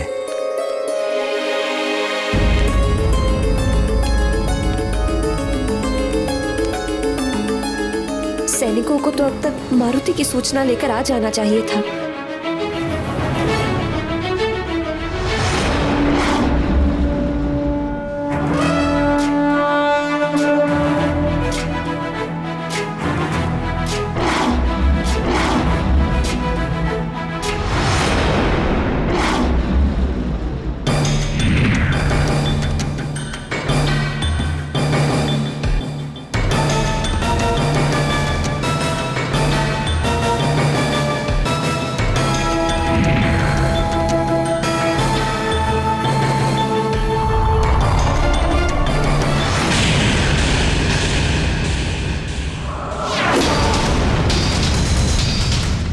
ये क्या हो रहा है? ये कवच को क्या हुआ है? इसमें आलोकित होने वाला प्रकाश लुप्त कैसे हो गया?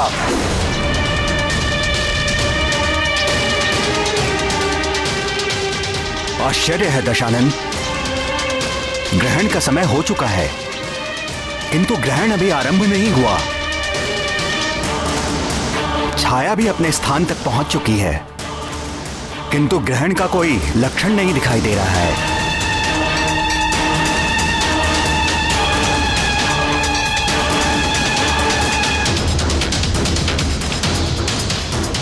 असंभव!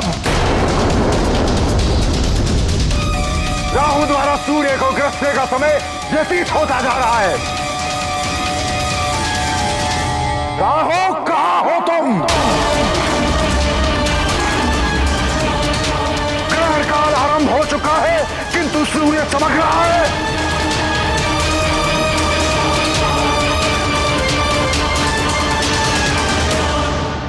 कहीं देवताओं ने फिर से छल तो नहीं किया? या राहु को रोकने की कोई नई युक्ति ढूंढ ली है?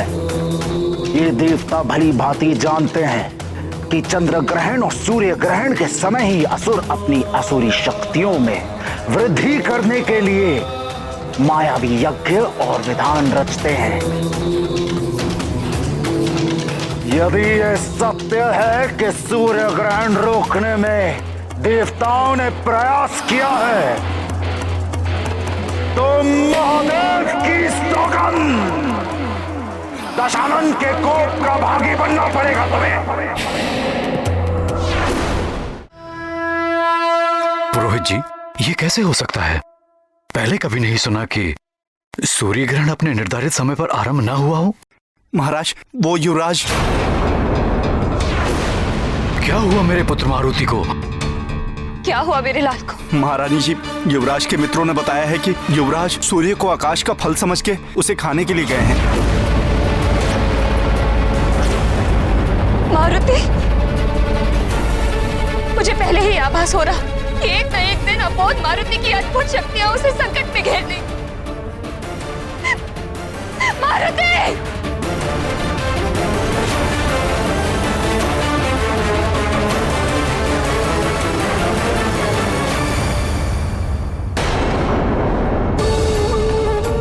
हे प्रभु, हे देवेश्वर, हे भोलेनाथ, हे कृपालु, मेरे लाल की रक्षा करना, उस पर कोई संकट आने ना पाए।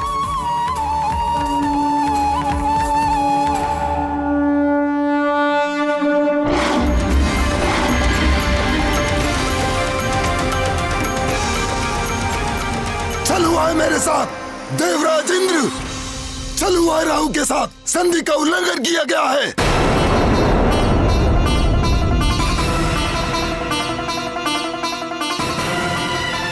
क्या अनर्गल प्रलाप कर रहे हो राहु? कैसा छल? किस संधि का उल्लंघन? भूल गए देवराज इंद्र, स्मरण कीजिए। अमृत प्राप्ति के लिए समुद्र मंथन के वक्त देवताओं और दानवों के मध्य क्या संधि हुई थी? भली भांति स्मरण है हमें। देवों का नेतृत्व मैं ही कर रहा था। तुम सब असुर दैत्यराज बाली के नेतृत्व में दूसरी ओर थे। समुद्र मंथन के लिए मंदराचल पर्वत को मथानी बनाया गया था। वासुकी नाग ने रस्सी का कार्य किया और नारायण ने कच्छप का रूप धर के मंदराचल की मथानी को अपनी पीठ पर धारण किया।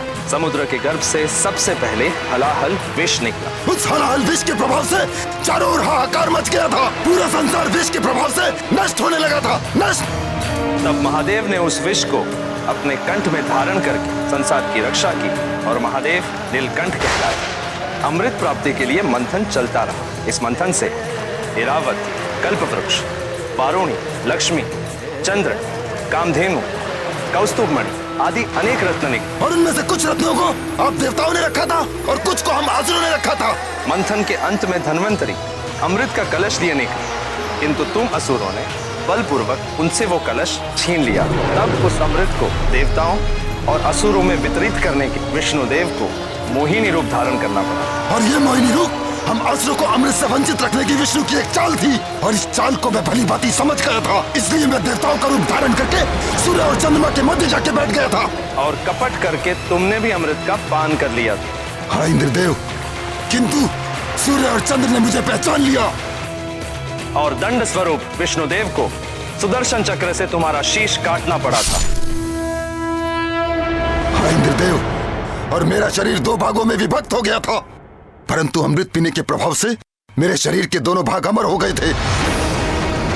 मेरा धड़ कहलाया केतु और ब्रह्मदेव ने मेरे शरीर के दोनों भागों को ग्रहों में स्थान दिया, किंतु तब भी मेरे मन से सूर्य और चंद्र के प्रति बैर की भावना समाप्त नहीं हुई थी।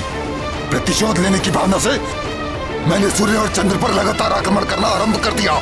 मैं उन्हें खा जाने को तत्पर था। इसीलिए तुम असुरों के साथ संधि करके तुम्हारे आत्मसंतोष के लिए हमने ये विधान बनाया कि पूर्णिमा और अमावस्या को तुम चंद्र और सूर्य को ग्रस सको।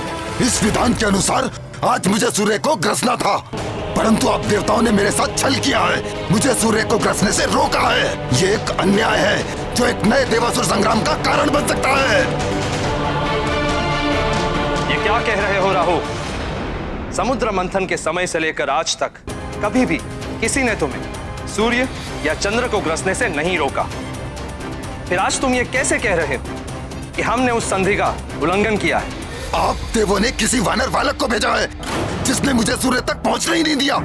धक्का देकर भगा दिया उसने मुझे। देवराज इंद्र ने किसी वानर बालक को नहीं भेजा। न जाने तुम किस वानर बालक की बात कर रहे हो। आश्चर्य, आप देवताओं के राजा हैं, सृष्टि का शासन तंत्र आपके अधीन है, और एक वानर बालक आपकी शासन व्यवस्था के साथ खेल रहा है, और आपको इतना भी ज्ञात नहीं है कि वो उद्दंडी बालक है कौन? यदि तुम्हारा कथन सत्य है राहु, तो देवों से तुम असुरों की उस संधि को तोड़ने और देवराज इंद्र के अधिकार में हस्तक्षेप के अपराध में मैं स्वयं उस वानर बालक को दंडित करूंगा। मेरा वचन है तुम्हें सूर्य को ग्रसने से कोई नहीं रोकेगा। आओ मेरे साथ।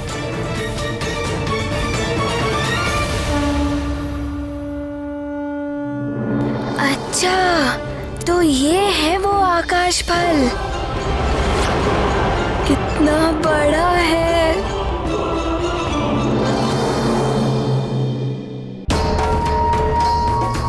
यदि इस बालक ने मुझे अपना ग्रास बना लिया तो देवों, असुरों और समस्त जगत के सामने मैं हास्य का पात्र बन जाऊंगा।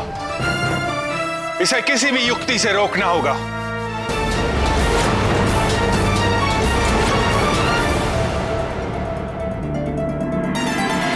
नारायण नारायण।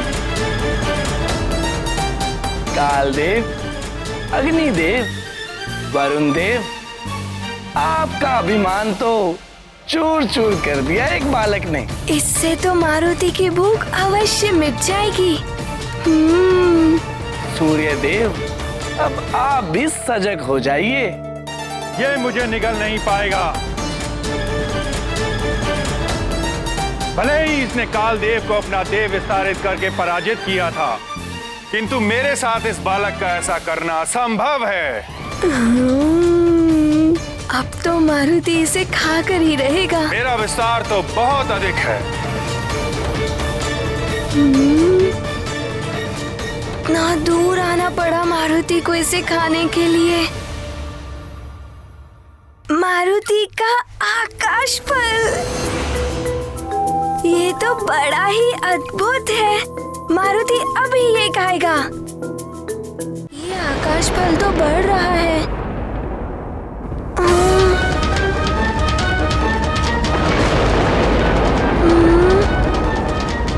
ये आकाश फल इतना क्यों बढ़ता जा रहा है?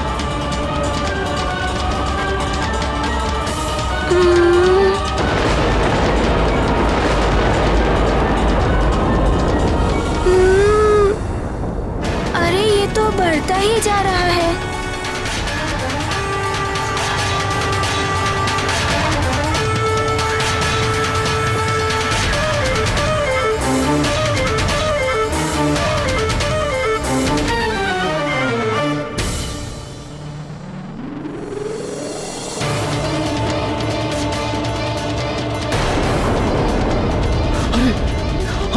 अरे आज ये क्या हो रहा है? अरे ये ताप इतना क्यों बढ़ता जा रहा है? अरे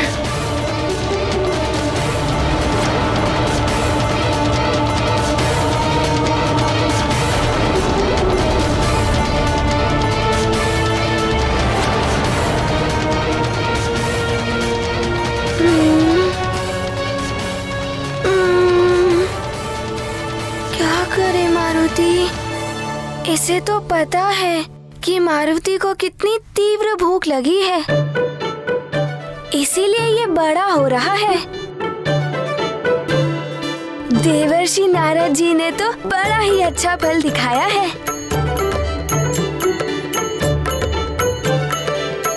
इसे खाकर तो मारुति की भूख भी मिट जाएगी और माँ की चिंता और दुख मिट जाएगा।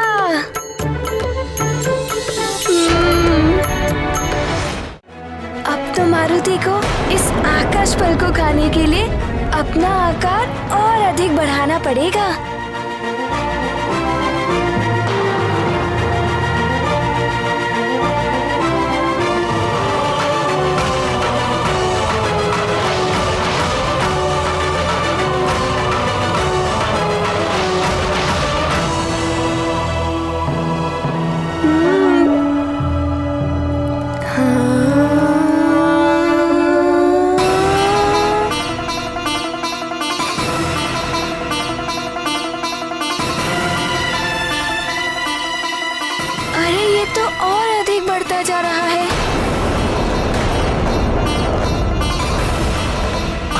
ग्रहण तो हुआ नहीं और सूर्यदेव का ताप भी असहनीय हो गया है।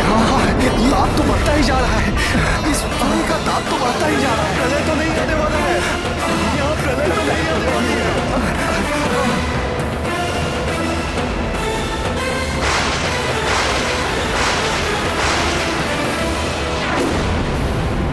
अरे ताप बढ़ता ही जा रहा है। आज सब कुछ विचित्र ही हो रहा है महाराज। अरे प्रलय तो नहीं आने वाला है आज। अरे लगता है सूर्यदेव कुपित हो गए हैं। ताप बढ़ता ही जा रहा है।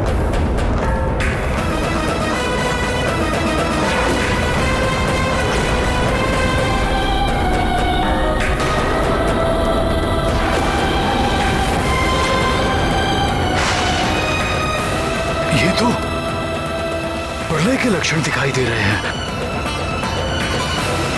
मारुति! कहाँ हो तुम पुत्र?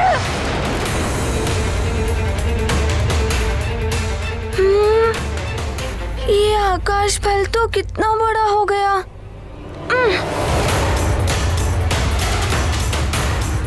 हे सूर्यदेव, ये तो आप